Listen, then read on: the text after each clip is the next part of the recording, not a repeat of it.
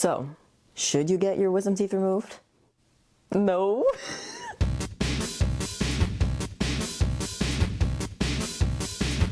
It might be shocking to hear that if you, like me, have gone your whole life hearing how common and healthy it is to have them removed.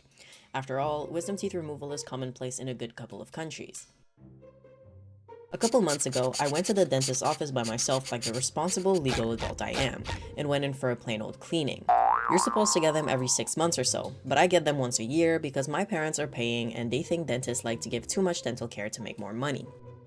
This time, I'm treated by this dental hygienist on the older side who we'll call Mabel. I've never had Mabel before, but in the beginning, everything goes as usual. She has me take an x-ray because I haven't done one in 5 years and the dentist wants to check on my wisdom teeth. Then when we get into the cleaning, she asks, "How often do you floss?" I say, "I don't." "You should floss at least once a day," she tells me. I'm used to hearing this comment each time I go to the dentist, but I always politely dismiss it because there is nothing I hate more than cutting off the blood circulation in my fingers and picking at my gums until they bleed. Mabel goes on and says, "Your gums get used to it when you do it every day." I'll start flossing when I remember to brush my teeth every day then. I joke to move on from the topic. Not only do I have ADHD, but I've had multiple bouts of depression throughout my life, so brushing my teeth every day has always been hard for me. I don't need Mabel to pry and remind me to floss and brush my teeth every day. I've heard it hundreds of times growing up, and it's always made me feel ashamed that I couldn't keep up. I'm trying to save Mabel from putting me in a bad mood without meaning to, because so far she's been very nice to me. But my attempt to move on and just let her work on my teeth in peace and quiet is in vain. Instead, Mabel proceeds to tell me exactly how to brush my teeth like I haven't had this information regurgitated at me every dentist appointment before that. I ignore this comment, mostly because it would be hard to reply with her hands in my wide open mouth. She reminds me how to do it again 10 minutes later, to which I simply give a in acknowledgement. The rest of the cleaning goes by alright, until Mabel asks me, "Do you want me to remind you how to brush your teeth properly?" First of all, excuse me, what the actual fuck? Maybe she didn't hear me when I nodded, so I reply, "No thanks. It's simple, efficient, and polite. Way to nip this in the bud, me." Mabel sticks her hands in my mouth again and proceeds to demonstrate how to brush my teeth for the 3rd time after I have declined her offer. By this point, Mabel is starting to piss me off because there's no way she didn't hear me this time. Maybe she has some sort of short-term memory issues, in which case she should probably not be working at a dentist's office anymore. Her certificate says she's been practicing since the 80s, so I think you've served long enough, Mabel. Regardless, the cleaning ends and I wait for my dentist to come into the room and take a look. Good news, I have no cavities. After talking to Mabel, my dentist, Dr. Emily, tells me you could get tooth number, I don't remember exactly, realigned. She's talking about this single tooth of mine that's out of place. It's pushed to the front and I've already had 2 surgeries done to keep it from pulling my gums down and exposing my root. I thought we were done, so I ask, "I thought it was fixed. Is there a problem again? Do I need to get another gum graft?" Dr. Emily assures me I don't. Rather, she's talking about getting braces or Invisalign for 1 tooth. That isn't problematic. "Oh, so for cosmetic reasons, you mean?" "Well, yes, there is a cosmetic side of it," she says. And then she goes on with more cryptic dentist talk, going as far as saying any misaligned tooth can lead to the rest of the teeth moving or crowding or etc. This is coming from the same lady who's told me how lucky I was to have such straight teeth and not need braces multiple times in the past. At this point, I'm getting frustrated. First with Mabel pushing my buttons, but now with an unnecessary procedure being sold to me when I didn't ask. Well, let's just move on. "Alright, so your wisdom teeth are coming in. Have you noticed any pain since we last saw you?" Dr. Emily asks me. I tell her the truth, I haven't, but hearing that my wisdom teeth are coming out is not good news because last year I've been told that if they do, I'd have to get them extracted. There's nothing I want less than that, except maybe cancer or something. And the worst I'm expecting comes. Dr. Emily says it's time to schedule the surgery. "Are you sure they're coming out?" "Yes, we can see the one on the left poking out." "And it's a problem? I don't have the space for it?" Not many people do, and you can see here they're going out a bit crooked. So they're a problem. We can't know for sure. It's better to remove them so you don't come here with a nasty infection later on, but taking that risk is up to you. Now, obviously I'm paraphrasing because she told me all that in French and it happened a couple months ago, but it was fairly obvious that Dr. Emily wanted me to get my wisdom teeth removed. So I asked when I should, and she said I should schedule it within the next year. Suddenly, I'm feeling a sense of urgency, so I ask, "Well, how much does it cost?" Because my parents would be the ones paying. "I can tell you the exact price." "You can't? Aren't you the one doing it?" "I'm not the one performing the surgery. We recommend you to a third party and they determine the price based on your needs." "Ah, so you must know the price range. How much approximately are we talking about?" Well, there's no way to know for sure. It's really determined based on need. By this point, I'm remembering what my parents have repeatedly hammered into me all these years. Dentists like to sell things you don't need. It's how they make their money. I'm smelling bull. I try to get more information out of Dr. Emily, but she doesn't budge. Eventually she leaves, and Mabel, I think to comfort me because she can tell I'm really running out of patience and I'm starting to get legitimately upset, says, "You know, my wisdom teeth were much more crooked than yours when I had them removed." Great then! I take that as confirmation that I'll be fine and I walk out, determined to take my chances by just letting them grow out. But in the back of my mind, I'm also really inclined to determine whether I really need the surgery, because I can't get a clear answer here, and I don't want to make a mistake. I need to put my mind at ease. Hence, I hopped online and started doing my little research. Back when we Homo sapiens were still cavemen and had yet to discover this little thing called agriculture, we were mostly eating foods like raw meat, nuts and seed, which had the consistency of rocks. It's about drive, it's about power. Which is an instinct we still haven't lost, seeing as there's always that one kid on a playground licking rocks to this day. Our diet having this rough consistency meant that by adulthood, our teeth were already filed down so much that we were essentially missing most of them. So wisdom teeth were a second set of molars that would grow in around the time you hit the legal age to replace the other molars that you'd essentially lost. And back then, people died around like 27, so by the time you had lost all of your teeth, you were pretty much dead. Eventually, tens of thousands of years ago, agriculture was invented. I think it's like that thing in Minecraft. Like in the block game, people started cooking and cutting their meat before they shoved it down their throats, which meant this better, healthier diet led to a longer life expectancy and apparently us growing bigger brains, which also translated to us having better teeth that lasted longer and essentially meant that we lost the need for this second set of molars. If you believe in this underground theory called evolution, which you should, by the way, it essentially states that species evolve over time, over hundreds of thousands of years, in accordance to their environment, survival of the fittest and all that. This meant that our diet evolved faster than our body did, and we still have our wisdom teeth, which are now considered vestigial organs. That is, stuff in our body that we previously needed but no longer use today. Other examples of that are your tailbone, or your coccyx if you want to get fancy, and your appendix, which are essentially just there to make your butt hurt when you sit and be extremely painful when you accidentally break it. I'm speaking of your tailbone here.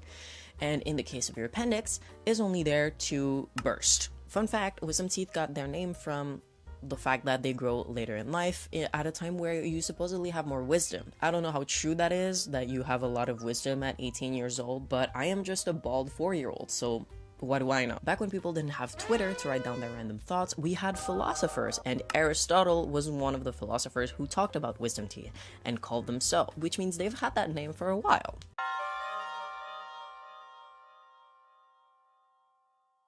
If you're not Freddie Mercury, you most likely do not have the space in your jaw to fit these extra teeth. We used to have the space to accommodate 32 teeth, but with the recent changes in our diet, like the introduction of refined sugar and highly processed food, our jaws have been shrinking for the past hundreds of years. Now, when it comes to the history of wisdom teeth removal in particular, it's kind of shrouded in mystery. I couldn't really find anything particularly on that topic, but I did dig into the history of dentistry as a whole, because it's a fairly recent career path. Moving forward, I'm just going to assume that wisdom teeth removal has been synonymous with dentistry's history. As recently as the Middle Ages, people had pretty much no idea what the fuck was going on with their teeth, and especially in the West would attribute their teeth ailments to toothworms, which sounds kind of dumb, but I can't really blame them, because for most of my childhood, I thought bacteria in the mouth looked like little cartoon villains with guns, in no small part thanks to that one Simpson bit with Ludacris. Shout out to Reddit for helping me find that one. Back then, people had homemade remedies comparable to today's mouthwash and toothpaste, but were kind of hit or miss with the ingredients and didn't really know what the health benefits of them were. Like, their choice of ingredient was kind of just based on leaving their mouths feeling fresh afterwards, which meant when people had a toothache, they just had to get it pulled. And back then they had no dentist, but especially terrifyingly no anesthesia. And if they had to get a teeth pulled, they were getting it pulled out by a barber or a dedicated tooth puller, which sounds absolutely terrifying. It was around only the 17th century that sugar was introduced to the masses, as it started spreading throughout the West and becoming mass-produced, and also bringing with it a lot of not so cool things like the Atlantic slave trade. But before that, tooth decay was more of a rich people problem because sugar was considered this very expensive spice that only the richest aristocrats had access to. A famous example of this is Louis XIV, also known as the Great King or the Sun King. And in the last years before his death, he was missing essentially most of his teeth and suffering from a lot of illnesses.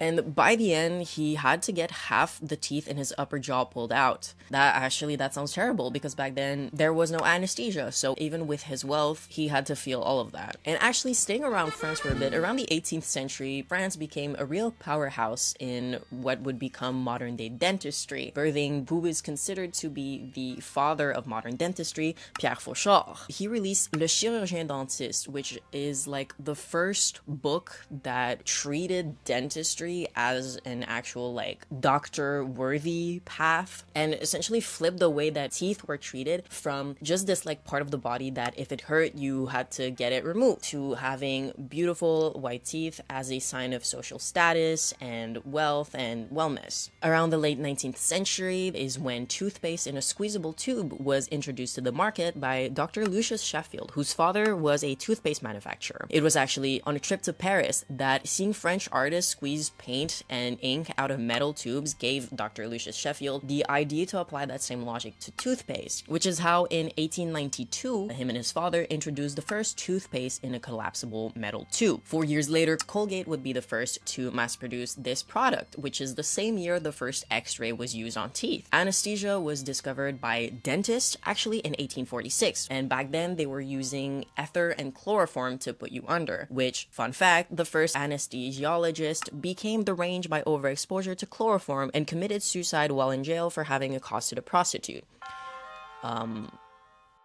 So I would say it's fair to assume that seeing as dentistry and our jaws shrinking happened around the same time, wisdom teeth removal is probably something that we've been doing for the past couple hundreds of years. I would even go as far as to say that it's become more commonplace in the last 100 years, but I have no facts substantiating that. I don't know when it became such a trend, but we'll get more into that later. Nowadays, dentists keep track of your wisdom teeth and recommend surgery when they start emerging and you have no space in your jaw, which is the case for most people. Growing up, actually, my understanding of wisdom teeth as a whole was that it was this useless ticking time bomb located in your jaw that, if you were unlucky, would grow out and meant that you had to get it removed. But if you were lucky, you didn't have them, or they would never grow out and you wouldn't have to get them removed. But my basic understanding was, if you have wisdom teeth and they start growing out, you will have to get them removed, which I think is the same level of understanding that a lot of people my age share. It was actually what my parents told me when I asked them about it, because that was what they believed as well.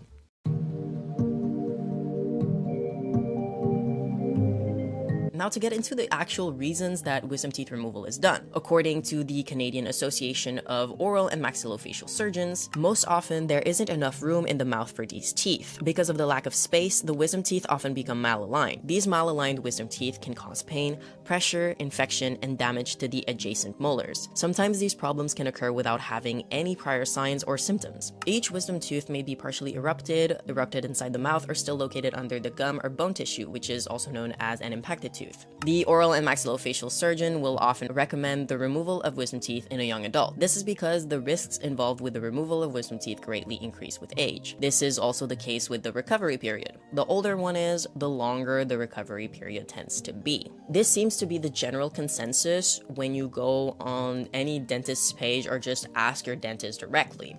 And I think they adopt a very casual approach to the pain that is associated with that surgery. But recovery is not easy. It's something that I've been scared of this whole time, and it's the whole reason I'm making this video. Recovery is taking days off of work or school because you're in constant pain and your whole back area is swollen and it just does not look great. There's pain and there's temporary numbness that can last up to months. But if we're doing this so often, then the benefits must outweigh the risks, right?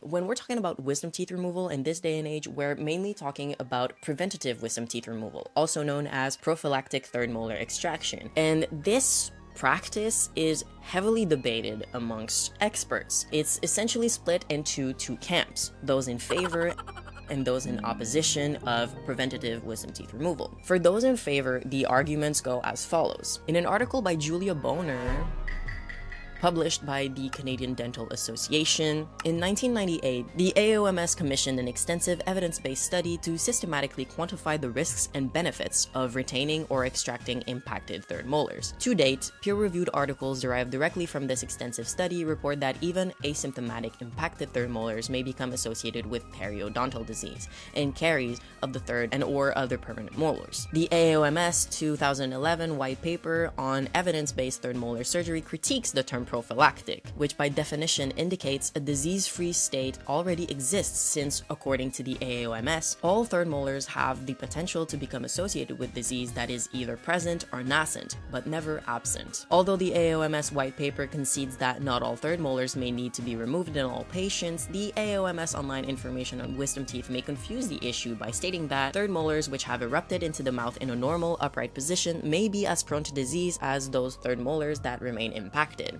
That is, all third molars are inherently prone to disease and are therefore reasonable candidates for extraction. Now for the camp in opposition, national health organizations have been slowly turning against it since the 1990s. In 1998, it was the UK. In 1999, Scotland. In 2008, the American Public Health Association denounced prophylactic third molar extraction. In 2010, it was Sweden, and in 2012, it was Belgium. In the same year that the UK overturned this practice, the Royal College of Physicians of Edinburgh said that for patients who don't have a condition related to third molars, removal is not advisable. A 2011 study of more than 6,000 patients in Greece who'd had their wisdom teeth out found that only 2.8% of the teeth had a cyst or tumor. And a frequently cited 1988 study showed that only 12% of 1,756 middle-aged people who didn't have their impacted wisdom teeth removed experienced a complication. Even more damning, in 2008, the American Public Health Association dismissed many of the arguments typically made for removing wisdom teeth, such as adjacent teeth getting damaged or wisdom teeth harboring bacteria that could cause periodontal disease. The few studies of long-term retention of impacted teeth have shown little risk of harm, the association concluded. The APHA also approved a policy that year saying the concerns of leaving wisdom teeth in don't justify the risk of surgery, which aren't small. Aside from associated risk of anesthetic, the surgery can lead to possible nerve damage, loss of the sense of taste, and sometimes even death. Now, this article's name, interestingly, is Evidence is Mounting That Routine Wisdom Teeth Removal is a Waste of Time, but I would argue it's more a waste of money. Americans collectively spend $3 billion every year for having 10 million wisdom teeth removed, which is nothing compared to their annual military budget, but it's still enough to secure them a spot on Forbes' 400 richest Americans list. From this budget, oral and maxillofacial surgeons make $500,000 a year, so while you're drooling over mukbang videos waiting for your wound to heal, the surgeon who charged you your rent for the month for an 8-minute on average surgery is out there buying their new Porsche. So I think it's fair to say that the surgeons performing the surgeries have a strong financial incentive to be pro wisdom teeth removal. On the same topic, if you're like me and many people that I've known who've had that surgery and don't want to be awake through it, it's gonna cost you even more if you want to be put under general anesthesia because they'll have to get an anesthesiologist involved. I need you to specify for the record that we are best friends and soulmates, please. So that is actually my best friend right there on the other screen. That is my best friend. You do have beautiful eyes. I could yap about your eyes. Ooh, redacted. Scary. Were you given that was helpful. An exact price at all any time before the surgery? Yes. Yes. Yeah. Okay. I was given the exact price. How much For are we talking sure. about? You don't have to share if you don't want to. About $2,000. I can. Do you want me to cut that out? No, it was about Okay. $2,000. Okay. The good people should know. The good people should Yes, know exactly. that. Your And so, average of course, oral surgeon makes yeah. 500K a year only for wisdom teeth removal. And yet they still couldn't give me my teeth back. I didn't get my teeth back. You wanted them back? No. But they didn't offer. I grew those myself. Yeah.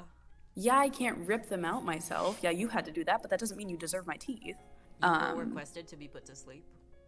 I requested to be put to sleep because I have anxiety. It did cost more. Honestly, I think it was like they did not tell me that anesthesia costs more. The only falsehood or deceitful thing that was told to me is my recovery was so hard.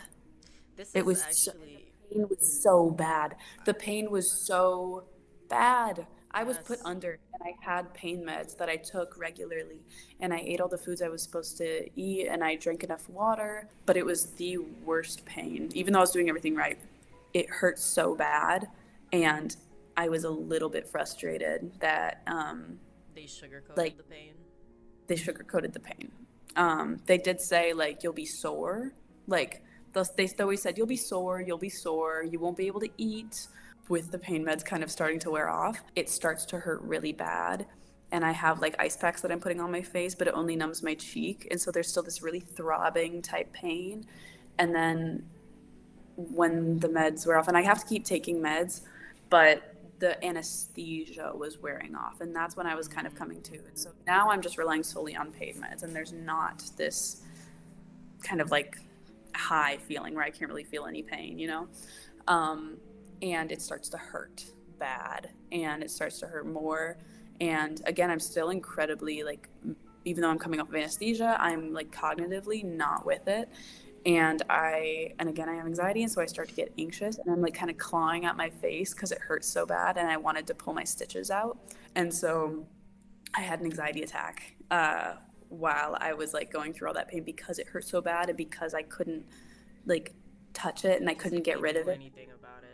I couldn't do anything and I felt like so trapped in my own body that like I had an anxiety attack and then I worked through it. Like my friends were like, and my partner was just like, they helped me through it. They were very concerned. I was freaking out. That was terrifying. That is the memory that I think of every time I think about getting my wisdom teeth out was that moment. And also how amazing my friends and my partner were, but mainly just the anxiety attack because it was a very prominent part of my experience. When the pain medicine was working, it was good. Whenever it wasn't, it was really damn annoying. And I realized that I could not work through the pain. Like I couldn't work at the fundraiser, so I kind of flopped. And I did not predict that because I had scheduled, this is the thing, and this is why I was frustrated about the misconception that the pain is not that bad and it's just being sore. I made plans around that idea. This fundraiser that I am a co-organizer of, that I invented with my partner and established and planned. I chose to put my surgery right before that weekend because again, I wouldn't be able to get it for another month. And I knew that would have been right at the beginning of the summer and I would have been working. And I would have rather had it during school than during my summer work. It just made sense at the time. And I was relying on the fact that the pain wouldn't be that bad because I was told it wouldn't be that bad. That is the frustrating part. I can say with confidence that like there was an eagerness to whenever I said that I want to get my wisdom teeth out, there was a eagerness in everybody. And I won't put into like potential motivations or like I won't put like objective motivations in any of these individuals' mouths of like the surgeon wanted the money or the whatever. But like maybe there is incentive there. There is a strong financial incentive there. There was an eagerness and it was motivated by something. And I'm sure it wasn't just looking in my mouth. So I don't know. Makes you think.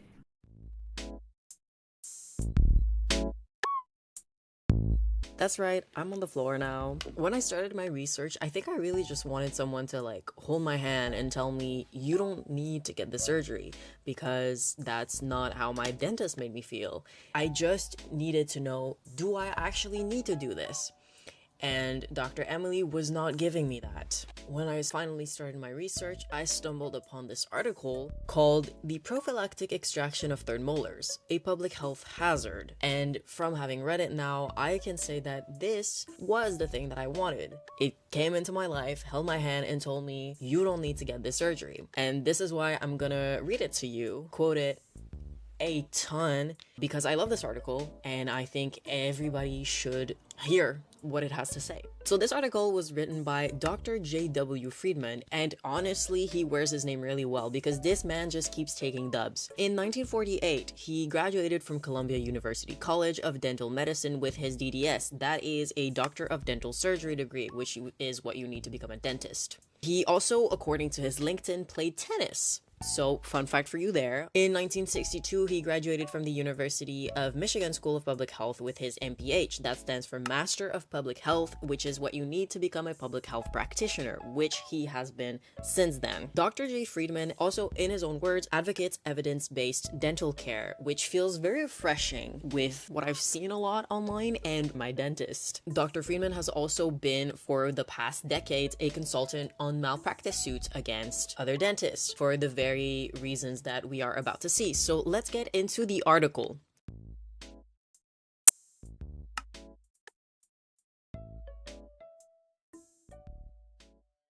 First, in the article, Dr. Friedman brings up the formal stance of the AAOMS, our dear friend, which we've heard from before, who essentially think that all wisdom teeth are candidates for extraction, which therefore leads to 10 million wisdom teeth getting extracted each year, which actually might be more. 50% of upper third molars classified as impactions are normally developing teeth, most of which will erupt with minimal discomfort if not extracted prematurely. Only 12% of truly impacted teeth are associated with pathological conditions such as cysts and damage to adjacent teeth.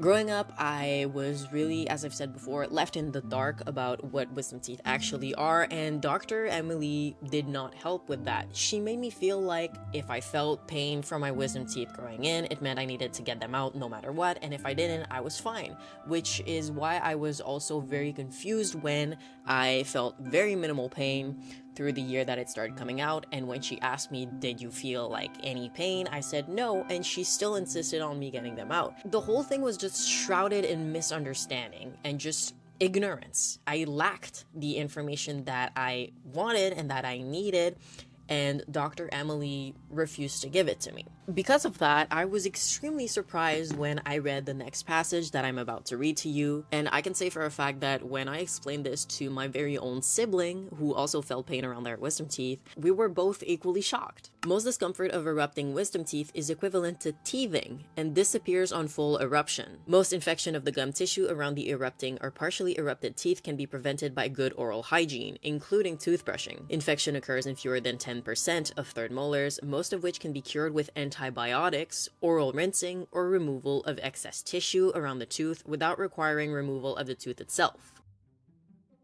Surprising, very surprising. Teething is this very common experience that you might have heard babies go through. It's actually so painful, apparently, that it's a good thing babies don't remember anything up to like 4 years of age, because they would not want to remember that. And honestly, I feel like that's viable when you've seen what the skull of a baby looks like. That shit is terrifying, and I would not want to live that. I'm aware that I have lived that.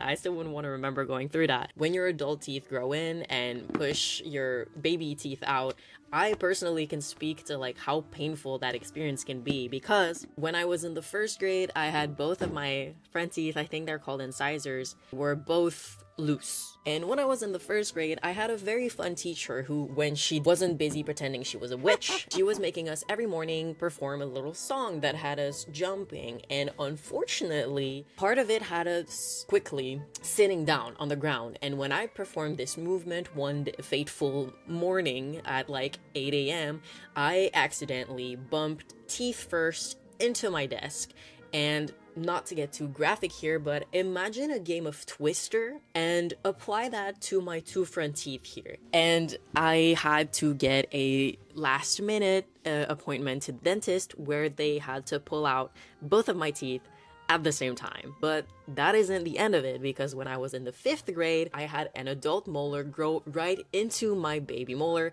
and it got the nerve of my baby tooth stuck in there, which meant that no matter the amount of pulling, no matter the amount of whatever I did, and also I hated pulling and like playing with my teeth growing up, so my teeth always came out very, very, very late and very, very painfully because I would just avoid it and it just wouldn't come out. And sometimes when I would eat, food would get stuck in between the two teeth and it would hurt so much for like days on end, until finally I had to get a dentist appointment where they had to pull it out on the 2nd try, because Dr. Emily actually failed the first time. And yes, I did feel it, and yes, it was painful, and essentially teething is painful, and it shouldn't be surprising when it comes to wisdom teeth that having your teeth grow out is painful. And I'm saying this having not even thought about that once before, because that's not information that we are given. And that's why when I was reading this, my mind was blown. And it's only gonna get worse from there. Speaking of things that seem obvious but apparently aren't, Dr. Freeman also explains that good oral hygiene can prevent and treat most, if not all, of the pathology associated with wisdom teeth, which is also something that has been, I believe, erased from modern dentistry, especially out here in America. What you'll see on most of these dentist pages, and what most dentists will tell you, is that wisdom teeth are too far back in your mouth for you to really reach there and have good oral hygiene, which, seeing all of this now, just feels like little kid logic to me. Like, both of my wisdom teeth have started growing out, and I can tell you for a fact, I feel it. I make a mental note of reaching that far back with my toothbrush every time I brush my teeth, and let me tell you, you feel it. Anyway, speaking about myths, from then on in the article, our lovely Dr. J. Freeman turns into a myth buster and start busting myth after myth about wisdom teeth. And I am here for it, and I'm gonna bring up every myth that he does and show you how he busts them. Starting with myth number 1. Third molars have a high incidence of pathology. If you don't know what pathology is in a medical context, it essentially just means disease. Dr. Freeman explains that, as I believe was stated earlier, only 12% of wisdom teeth are truly associated with pathology, which is actually the same incidence as appendicitis. It has 10%, and cholecystitis, which is 12%. What is that word I can't pronounce? It's actually gallbladder inflammation. You're welcome. Wisdom teeth have the same chance of getting disease that might require you to have surgery as your gallbladder or your appendix. Yet prophylactic appendectomies and cholecystectomies are not the standard of care. Doctors swear they have an oath to do no harm, and if you go up to a doctor without having appendicitis and ask them to remove your appendix or just preventatively, they won't do it. And this has the same risk of happening as your wisdom teeth have of becoming diseased. And yet this is not commonplace. Advocacy of prophylactic extractions that is based on anecdotal experience, i.e. patients with diseased third molars who make dental appointments, which is actually what Dr. Emily did to me to convince me to get the surgery, exaggerates the problem and exposes millions of people to the risk of iatrogenic injury. Little side note, iatrogenic is injury that is a direct result from a medical intervention. Considering the low prevalence of third molar pathology in the population, removal of asymptomatic, non-pathologic third molars does not meet the standard of evidence-based practice. And I couldn't have said that any better myself. Myth number 2. Early removal of third molars is less traumatic, which we've heard the AOMS say just earlier. The American Association of Oral and Maxillofacial Surgeons states that about 85% of third molars will eventually need to be removed, and recommends extraction of all 4 third molars by young adulthood to minimize complications such as post-extraction pain and infection. Early removal of third molars is actually more traumatic and painful than leaving asymptomatic non-pathologic teeth in. 3 days on average of swelling and pain is greater trauma than having no surgery, and seeing as in only 12% of cases you will actually get any complication from leaving your wisdom teeth in, I would say the same. But he goes on saying, furthermore, dry socket, secondary infection, and paresthesia are less likely to occur in persons aged 35 to 83 years than in those aged 12 to 24 years, who experience more third molar extractions. The highest risk of complication is in persons aged 25 to 34 years. I would say a fair conclusion at this point is let that shit grow out. And if complications arise, then you can see what you have to do, which in some cases will not even be needing extraction, as Dr. Friedman said earlier. But it goes on. Myth number 3.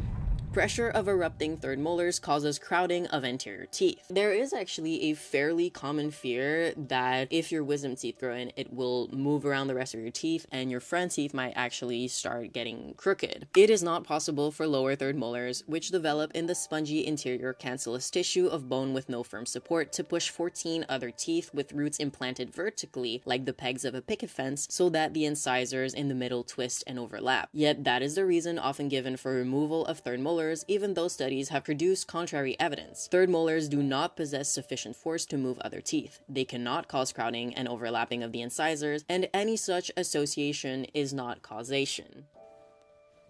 Myth number 4. The risk of pathology in impacted third molars increases with age. The American Association of Oral and Maxillofacial Surgeons states, without substantiation, pathologic conditions of impacted third molars are generally more common with an increase in age. A study of more than 1,756 patients who had retained more than 2,000 mandibular impactions for an average of 27 years found that only 0.81% experienced cystic formation. There is no evidence of a significant increase in third molar pathology with age. 0.81% of them developed a cyst, which is just one example, but it's easier to prove positive than a negative, I feel like is what a smart person would say. Myth busted, okay? Moving on. Myth number 5. There is little risk of harm in the removal of third molars. Given the low incidence of pathology, it is specious to contend that less than 3 days of temporary discomfort or disability is a small price to pay to avoid the future risks of root resorption, serious infections, and cysts. Also ignored is the risk of incidental injuries such as broken jaws, fractured teeth, damage to the temporomandibular joints, temporary and especially permanent paresthesia or dystesia, numbness and dysfunction of the lower lip and the tongue. There's a lot of words that have just been thrown out here. The temporomandibular joint, also known as your TMJ, is the joint that holds your jaws, both like parts of your jaw together. Speaking of paresthesia, which is again the numbness and dysfunction of the lower lip and the tongue, this happens with lower jaw wisdom teeth because you have this nerve that's called the mandibular nerve running down your jaw here that is especially close to wisdom teeth down here. And going on to that, Dr. J. Freeman explains that temporary paresthesia has an incidence rate of 1.3% to 4.4%, with permanent paresthesia having an incidence rate of 0.33% to 1%. Up to 35,000 people annually are afflicted with a permanent disability. 2/3 of these patients had no present or previous symptoms to warrant extraction. If 67% of the surgery is unnecessary, then between 7,000 and 23,000 people are afflicted with permanent paresthesia unnecessarily each year. Now, to expand on that, numbness in general is a very common side effect of getting your wisdom teeth removed. There's actually a fairly sad subreddit that I found of someone just asking how long it was normal for that numbness and tingling to last because it had been lasting for a couple months for them. And in the replies, people were just replying like, it's normal for me, it lasted like up to a year and that kind of stuff. And I'm just sad for these people because I'm assuming most of them might not even have needed that surgery and are now suffering from this, possibly permanently. To all those people on that subreddit, I hope you're doing better. And not everyone is made equal when it comes to the chances of getting paresthesia. Wisdom teeth grow in multiple different positions, and when it comes to the worst position to have your wisdom teeth grow out in, that award goes to mesioangular impactions, meaning wisdom teeth that are growing at a 45-degree angle, which is the worst placement and has the highest risk of getting permanent paresthesia at 6.8%. 6.8% because the roots of your wisdom teeth are closest to the mandibular nerve,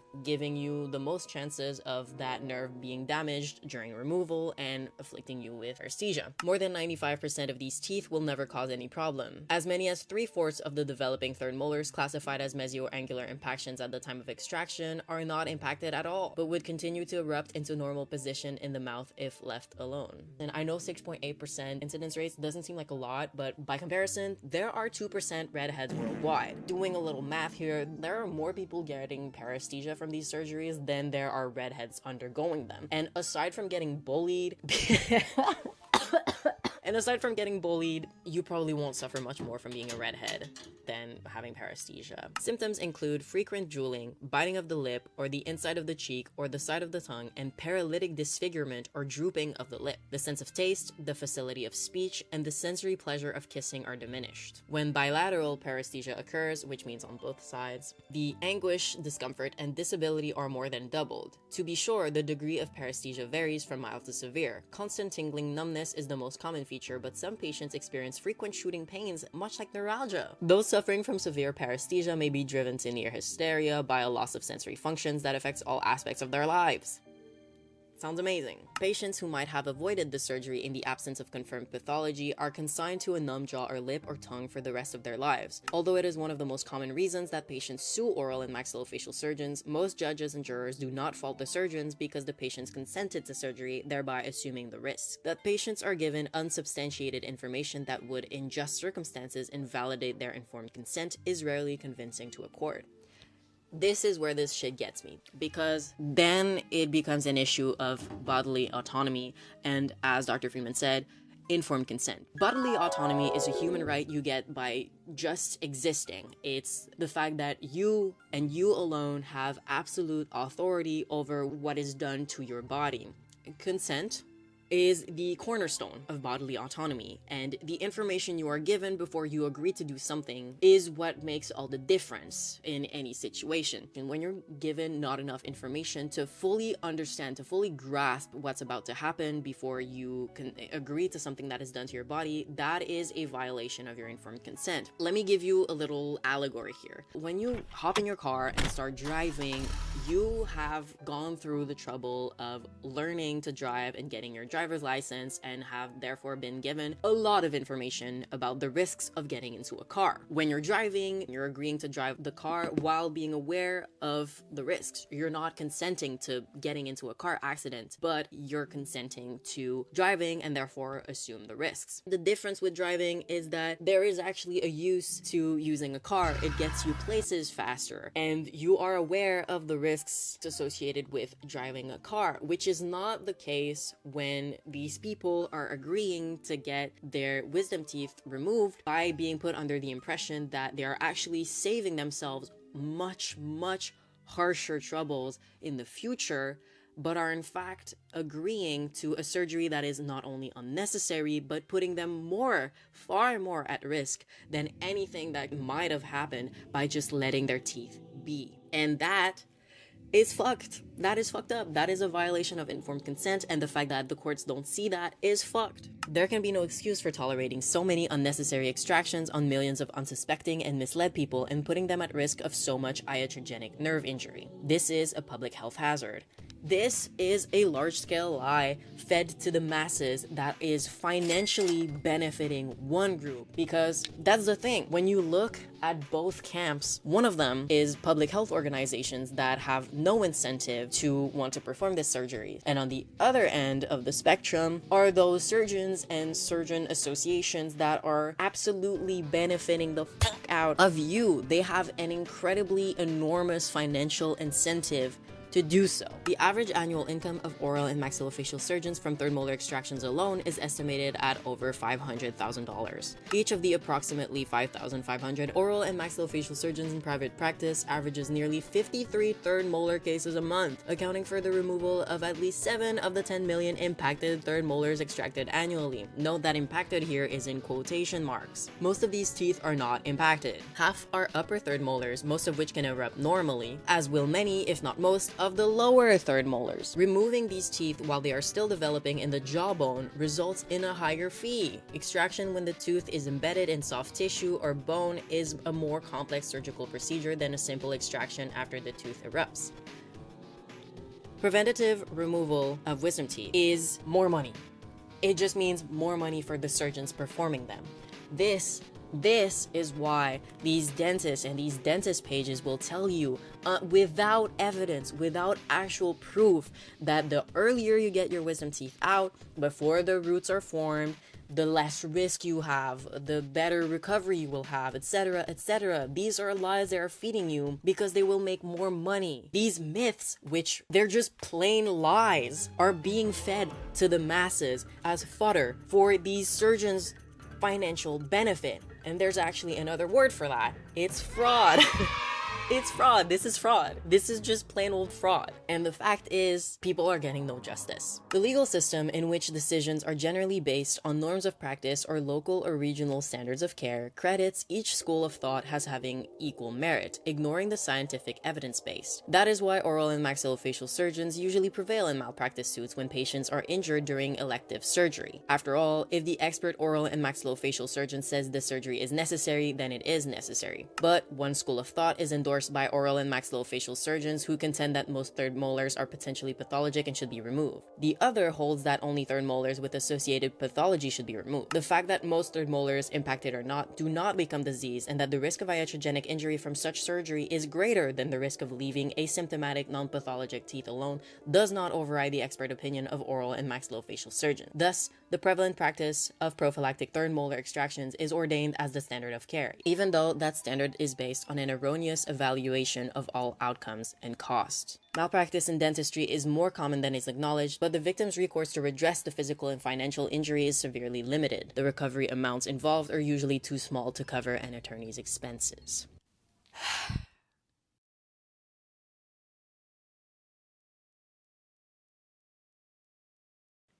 Dr. Friedman concludes his article with a banger of a last sentence that I will now read out to you. The evidence is compelling that prophylactic extraction of third molars is a significant public health hazard.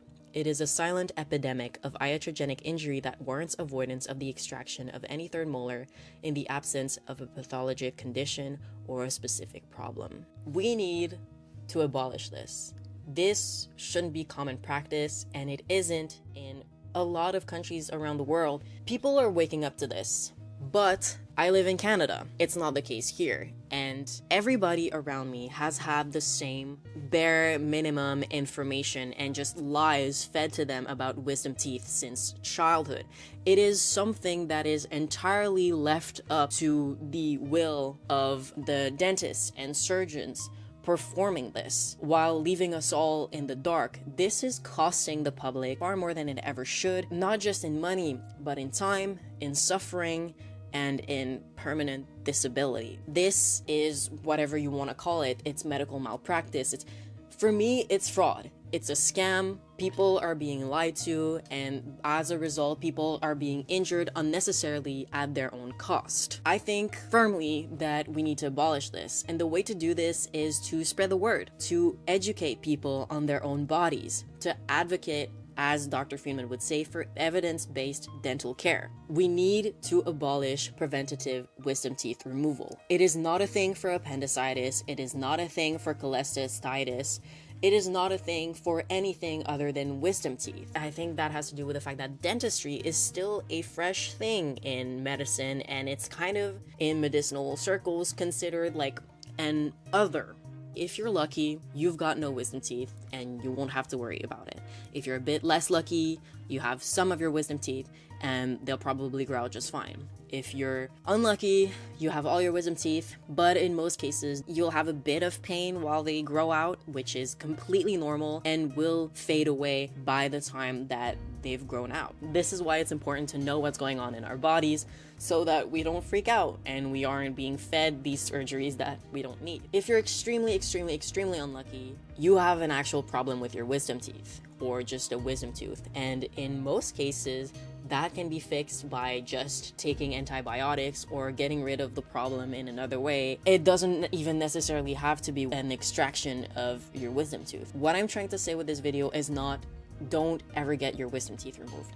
What I'm saying is, as for anything else, when it comes to our bodies, if you have a problem with your wisdom tooth that warrants getting it removed, if you have a need that justifies that invasive surgery, get it done. In every other case, which is like above 90% of the time, leave them alone. Just leave them alone. Brush your teeth. Make sure to brush the back of your teeth. Don't trust dentists who say that you can't reach there. You can. And just take care of yourself, take care of your body, and trust yourself. And this is my advice when it comes to healthcare in general. Nobody knows your body better than you do. Nobody knows what you're going through better than you do. Trust yourself.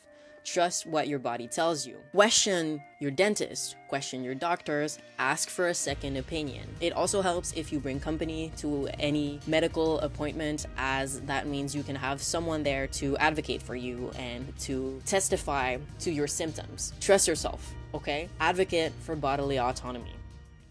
I hope this taught you something, and if you were in a position like me and this actually helped you decide whether or not you need this surgery, then my job is done, and that actually makes me really happy. If you enjoyed, consider liking, subscribing, sharing your thoughts, especially if the research that I did helped you.